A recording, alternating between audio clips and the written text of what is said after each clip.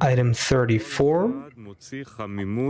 By the rubbing of the hearts, even if they are of strong people, everyone exudes warmthness from the walls of his heart, and this warmth causes the sparks of love until a garment of love is formed, and they are both covered in a single blanket that covers both of them. It is known that adhesion connects two things to one, and when they begin to feel the love of his friend, immediately joy and pleasure awakens in him.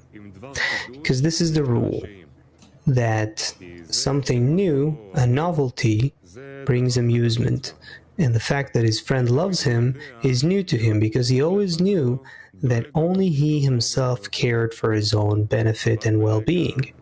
But once he discovers that his friend cares for himself, this awakens in him joy that is immeasurable, and he can no longer care for himself because the person can give an exertion only where he feels pleasure.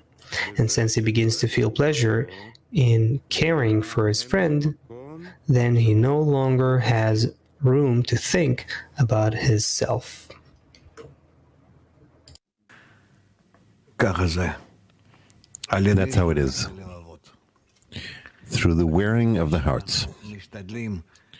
When we try to wear down the hearts one upon the other in order to remove that upper egoistic layer and discover what's inside.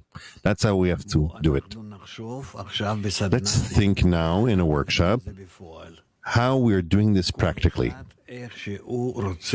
Each in the way that he wants to purify his heart from that egoistic shell by wearing it out upon rubbing it against the other's friends, the friends' hearts.